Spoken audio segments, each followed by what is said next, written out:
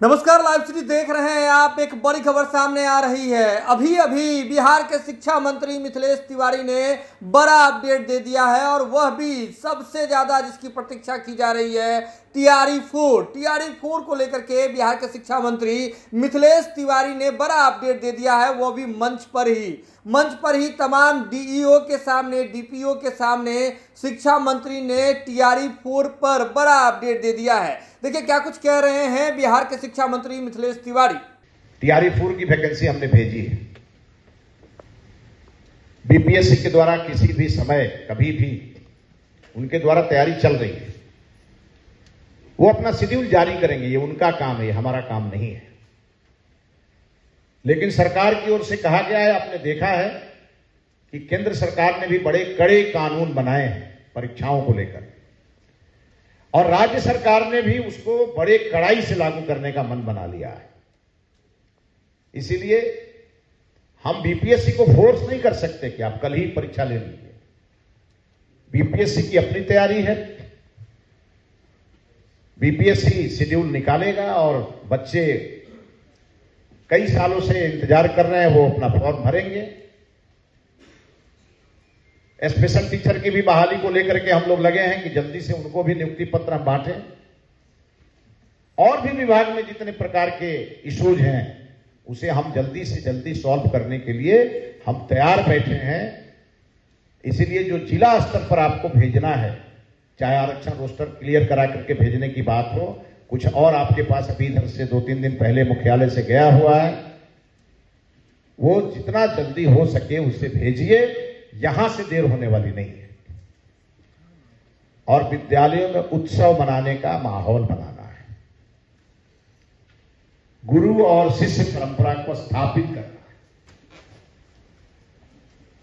गुरु शिष्य परंपरा जब तक स्थापित नहीं होगा, बिहार का शिक्षा व्यवस्था हम जैसे आगे बढ़ाना चाहते हैं उससे बढ़ेगा नहीं। छात्रों के मन में गुरु के प्रति असीम श्रद्धा और गुरु की बढ़ती हुई जिम्मेवारी का एहसास ही गुरु शिष्य परंपरा है। अब इसमें हमारी सरकार के मंत्री भी जाएंगे। कल माननीय मुख्यमंत्री जी ने ये बात कहा है, छात्रों से संवाद करना है। ये संवाद कहाँ होगा? गांव में होगा।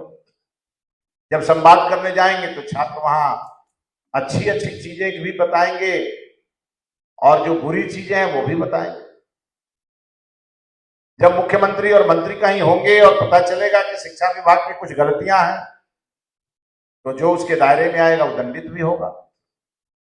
इस नाते हमने 31 अक्टूबर का एक डेडलाइन रखा है, शिक्षकों के लिए भी, अधिकारियों के लिए भी, कि हमें कड़ा परिश्रम करके एक ऐसा माहौल बनाना है कि जगह जगह जो हमारे मंत्रालय पे जो उंगलियां उठती हैं, वो उंगलियां उठनी बंद हो जाए और ताली बजना शुरू हो जाए। ऐसा प्रयास हम सभी को करना है। देखिए, चिंतन से परिवर्तन और संकल्प से सिद्धि, ये 2 दिनों तक हम लोगों ने कई मामलों में, कई विषयों पर गहन चिंतन किया है, और चिंतन से परिवर्तन लाने का हमने संकल्प लिया है, जिसे आने वाले दिनों में हम सिद्धि तक पहुंचाएंगे। और बिहार की शिक्षा को जन जन तक पहुंचाना है, और क्वालिटी एजुकेशन के साथ पहुंचाना है। छात्र और नौजवान हमारे प्रायोरिटी में है, और इसीलिए हम उन्हें वैश्विक मंच पर ले जाकर और दुनिया के सामने बिहार का की एक मजबूत तस्वीर उभरे, इसके लिए हमारा विभाग पूरी तरह से प्रतिबद्ध है। और उसी को लेकर के हमने ये चिंतन शिविर आयोजित किया था, और ये हर 6 माह पे हम अपने शिक्षा विभाग के तमाम अधिकारियों को बुलाते रहेंगे, उनका फीडबैक लेते रहेंगे, और उन्हें नए नए टास्क देते रहेंगे। सवाल यह है कि जो नालंदा के जो डिस्ट्रिक्ट है, नेहा रोड पर भी कई जो है लोग आरोप लगा रहे हैं, वो काम नहीं सही से करते हैं। आपने देखा होगा इस चिंतन शिविर में किस प्रकार से स्पष्ट आदेश में मेरा था, और ये सभी अधिकारियों को मालूम है कि अगर थोड़ा भी नियम के विपरीत काम करेंगे तो दंडित होंगे, अच्छा काम करेंगे तो पुरस्कृत होंगे। सर, क्या जिस तरह से अधिकारियों का एक शिविर हुआ, क्या समस्त बिहार के शिक्षक का भी एक साथ हो सकता है? नहीं, एक साथ तो नहीं हो सकता, क्योंकि 6 लाख शिक्षक हैं। लेकिन हमने कहा है आज कि हम 1-1.5 महीने के अंदर में हम अपने मॉडल स्कूल के सभी प्रधानाध्यापकों को, क्योंकि हमारा अभी ट्रांसफर चल रहा है तो कौन हेडमास्टर कहाँ रहेंगे ये मालूम नहीं है। एक बार जब हमारा 31 अक्टूबर को स्थानांतरण लगभग पूर्ण हो जाएगा, उसके बाद हम अपने प्रथम चरण में HM का करेंगे, जो हाई स्कूल के HM का करेंगे, फिर उसके बाद मिडिल स्कूल का करेंगे। ऐसे हमारा ये चलता रहेगा। आपने जनप्रतिनिधियों से मिलने की भी निर्देश दे दिए? बिल्कुल, हमने कहा है कि जो हमारे MLA हैं, MP हैं, उनसे जाकर के हमारे DO DPO बात करें, वहाँ कोई समस्या है तो उसका समाधान करने का प्रयास करें और उनके कुछ सुझाव हैं उसे लेकर के और बेहतर शिक्षा पद्धति को आगे बढ़ाने के लिए उसे भी इम्प्लीमेंट करें।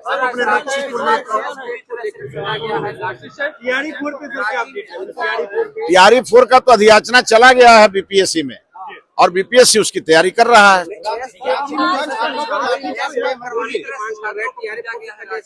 देखिए, ये हमारे लिए पीड़ा का विषय है। पटना में भी आपको याद होगा, जिस दिन मैं मंत्री पद का के रूप में मैं कार्यभार संभाल रहा था, उसी दिन ये घटना हुई थी तो मैंने अपनी पीड़ा व्यक्त की थी। हमारे विद्यार्थी सफल होकर के कार्यालयों में बैठ करके बिहार के विकास के लिए, वो बिहार को बढ़ाने के लिए उनका जो ज्ञान है वो हमारे लिए एक बिहार के समृद्धि में काम आए।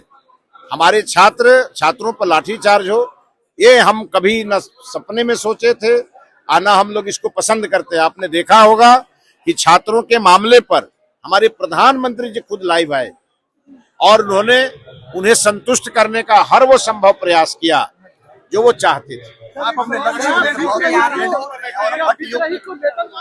तो वीडियो देख लिया आपने। आपको बता दें टीआरई 4 को लेकर के शिक्षा मंत्री मिथिलेश तिवारी क्या कुछ कह रहे थे सार्वजनिक जगह पर मंच से ही। आपको बता दें कि एक इंटरनल मीटिंग पर में शिक्षा मंत्री मिथिलेश तिवारी DO को संबोधित कर रहे थे। इस दौरान ही उन्होंने बता दिया कि टीआरई 4 को लेकर के क्या कुछ चल रहा है, आखिरकार कहां मामला फंसा हुआ है, तमाम तरह की चीजों पर अपडेट दे रहे थे और सीधे तौर पर कह दिया है कि बहुत जल्द करीब 4 से 5 दिनों के भीतर में नोटिफिकेशन आ सकती है। विभाग की ओर से सब कुछ क्लियर है, कहीं कोई दिक्कत नहीं है।